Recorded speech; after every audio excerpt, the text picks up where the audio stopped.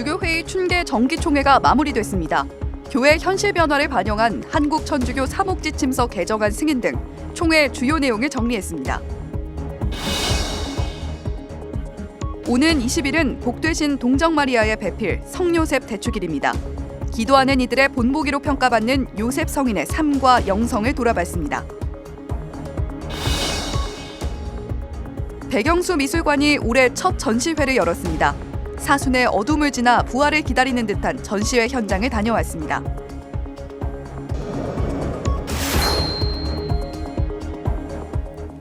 시청자 여러분 안녕하십니까? 3월 17일 금요일 CPBC 뉴스입니다. 주교회의 춘계 정기총회가 어제로 마무리됐습니다. 이번 총회에서는 한국천주교 사목지침서 개정안이 승인됐고 세계 주교 신호들 정기총회 대표 주교와 전국위원회 위원장 주교들이 선임됐습니다.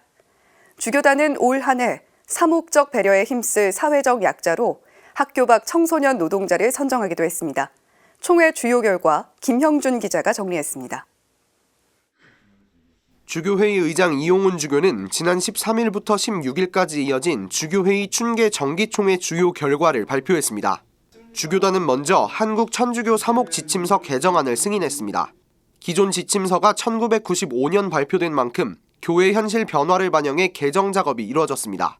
개정안은 사도좌 인준 절차를 거쳐 추후 공포될 예정입니다.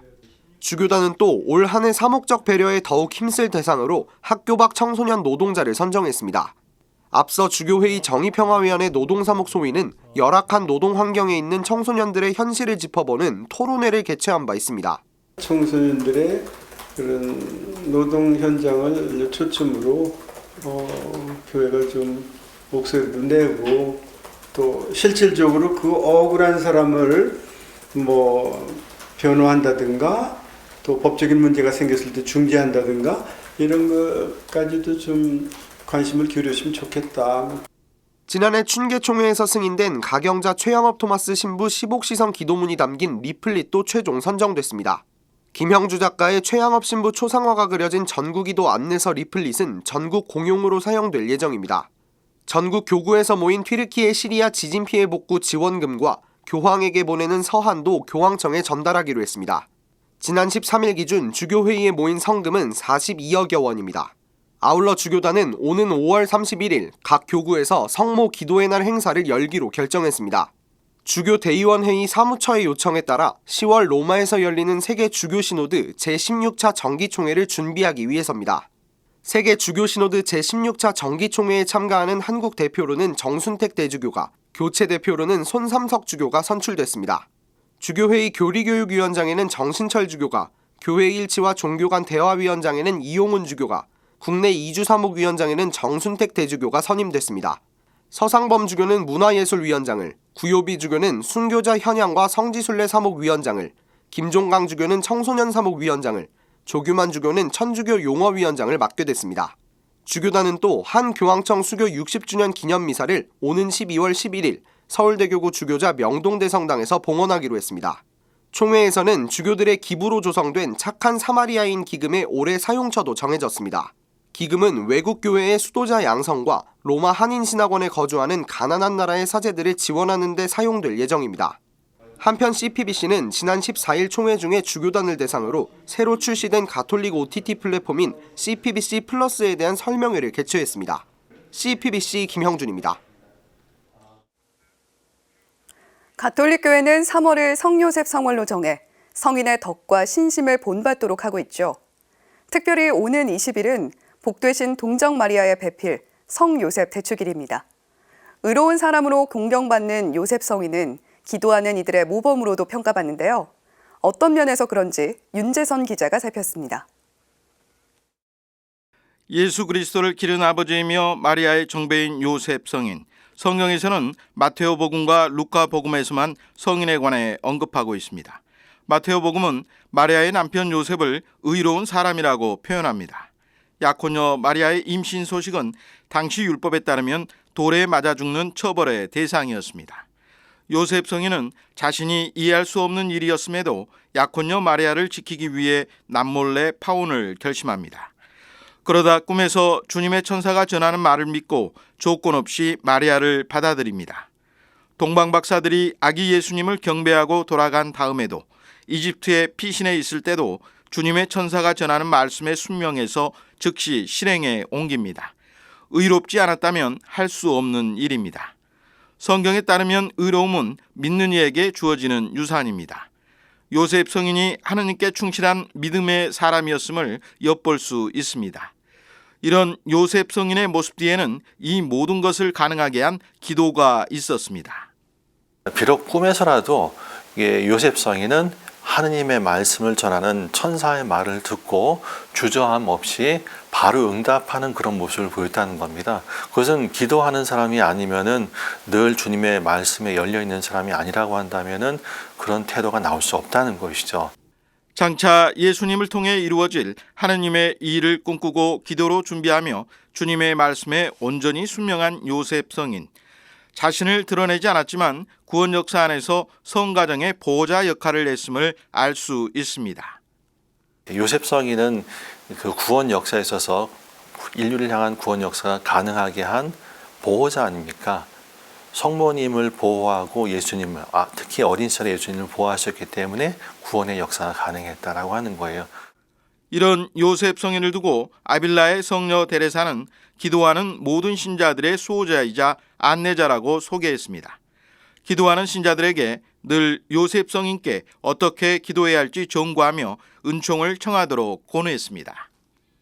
예수님과 더불어서 그 누구라도 기도했고 또 함께 주님과 버텼던 분, 그러니까 영성생활의 수호성인이자 또는 기도의 수호자다, 이렇게 성녀 데레사는 늘 마음에 품고 또 당신의 제자 수녀님들, 신부님들에게 끊임없이 이야기를 했습니다. 오는 20일은 복되신 동정 마리아의 배필 성요셉 대축일입니다. 기도하는 이들의 벗 요셉 성인의 상과 영성을 본받아 기도에 충실한 삶을 살아갈 때 주님께서 주시는 의로움의 은총을 받을 수 있을 겁니다. CPBC 윤재선입니다. 지난해 고 백영수 프란치스코 화백의 탄생 100주년 기념 전시회를 열었던 백영수 미술관이 올해 첫 전시회를 열고 있습니다. 전시 제목은 발라드. 대중음악에서 주로 사랑을 주제로 한 노래 장르를 발라드라고 부르고 있죠. 미술에선 어떤 작품을 의미할까요? 이힘 기자가 보도합니다. 고 백영수 프란치스코 화백의 그림, 르꼬르비지에 성당입니다. 스위스 태생의 프랑스 건축가 르꼬르비지에가 지은 롱샹 성당에 간 백영수 화백이 당시의 감상을 그림으로 표현했습니다. 작품 속 작은 네모 창문은 백화백이 모로코를 방문했을 때 만난 건축물의 작은 창문들에서 영감을 받았습니다. 백영수 미술관이 이달부터 오는 6월 4일까지 개최하는 올해 첫 전시회의 주제는 발라드입니다. 프랑스어인 발라드는 중세시대 음유 시인에 의해 불려진 자유로운 형식의 짧은 서사시를 의미합니다. 발라드에는 산책, 여행이라는 의미도 내포하고 있습니다. 가족과 함께 32년간 프랑스에 살며 현지의 마을과 마을, 나라와 나라를 거닐며 다양한 밑그림을 남긴 백영수 화백. 이번 전시회에서는 그림으로 세상과 소통했던 화백의 후반기 작품을 감상할 수 있습니다. 유화 30여 점과 드로잉 70여 점, 소금과 후추를 뜻하는 화백 부부의 컬렉션 세레뿌아브르 67점도 선보이고 있습니다. 언제나 밝은 햇살을 즐겼다는 백영수 화백의 작품은 보는 이들을 밝고 평온함의 극치로 이끕니다. 지난해 106살로 세상을 떠난 김병기 화백이 생전 백화백의 작품을 보고 그 자체가 평온함과 차분함이라고 표현했을 정도입니다. 사순이라는 긴 어둠을 지나 밝은 빛으로 오시는 주님을 기다리듯 작품을 감상하다 보면 주님을 찬미하는 기도가 절로 나오는 듯합니다. 전시회는 6월 4일까지 이어집니다. CPBC 이힘입니다.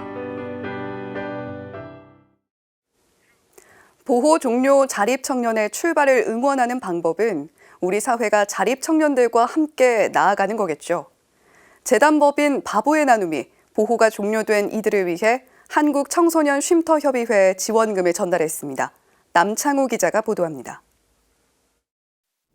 고등학교를 갓 졸업하고 아무 준비 없이 홀로 사회를 마주하는 청년들이 있습니다. 보호시설에서 나와 홀로 서기를 준비하는 자립준비 청년들입니다. 국가에서 지급하는 정착금만으로는 자립이 쉽지 않아 경제적인 어려움에 처하게 됩니다. 이런 안타까운 상황에 놓인 자립 청년들을 위해 교회도 팔을 걷어붙였습니다. 바보의 나눔은 자립 청년 지원금 1억 1천여만 원을 한국청소년쉼터협의회에 전달했습니다.